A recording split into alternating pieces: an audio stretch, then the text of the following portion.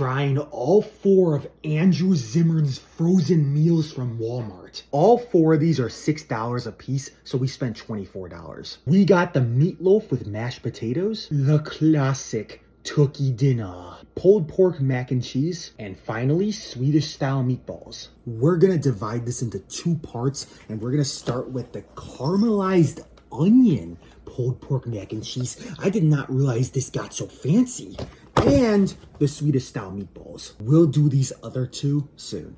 It looks like we're in the ye old microwave yet again. Starting off 5 minutes later, this is the caramelized onion. Is it caramelized or caramelized? I don't know. Anyway, caramelized onion pulled pork mac and cheese, and look at that.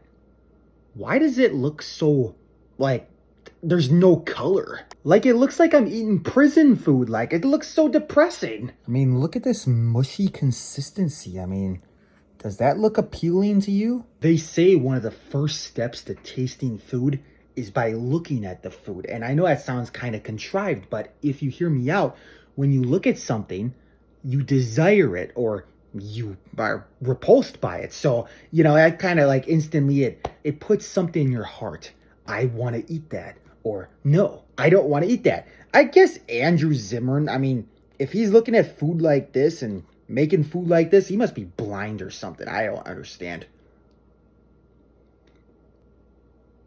I have never had it before, but prison food has to be better than this slop. That was absolutely disgusting. Like, I couldn't even really eat it. I wanted to spit it out so bad. It was so gross. Previously, I reviewed the Gordon Ramsay and the Guy Fieri mac and cheese. That is so much better than this. This is the worst one, easily.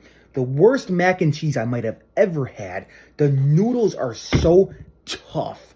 They're literally like hard as a rock. And I did not like, you know, I cooked at the accurate time. And like the pulled pork is so bland and literally sloppy. There's the texture of it is very streamy, but not in a good way. May I just say, it feels very greasy. And then this liquid, this whitish liquid that is like the broth or whatever. Oh my goodness, absolutely gross. The caramelized onions, they're so greasy and so slimy. I think after cooking it, the caramelized onion, like the grease and the juice mixed with the pork and all that. And for some reason, I don't know why, but I'm giving this a 0 out of 10. It did not work out for Andrew Zimmern, and it did not work out for me.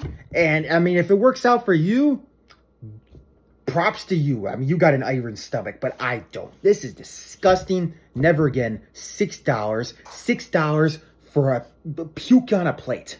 Moving on to the Swedish meatballs. Okay, so we got these interesting strini noodles, and I don't know why I said that like that, but yeah, and then you got the meatballs. You got about, 7 in there. That's a pretty good amount, honestly. The noodles are coated in butter, I believe, and then some sort of seasoning. And then let's try one of these meatballs. If you gave this meatball to a Swedish person, you'd be exiled on the spot. And let's be honest, Andrew Zimmern, after this creation, probably isn't even allowed in Sweden anymore. This is absolutely dreadful. It's literally a hardened ball that I don't want to eat. Like, yeah, that trash. Once again, I don't really care for the noodles either. It's not awful because it's got like some sort of butter on it that softens them up a little bit, but overall, they're just too firm for my taste. I can almost guarantee you can use this noodle as a drill bit. Trash and more trash. I rate this Swedish meatball disaster. I rate it 2 out of 10. Honestly, that might be 2 points too high. Thank you guys so much for watching, and make sure you look out for part 2 coming very soon, where I review the meatloaf and the turkey dinner. Later, guys.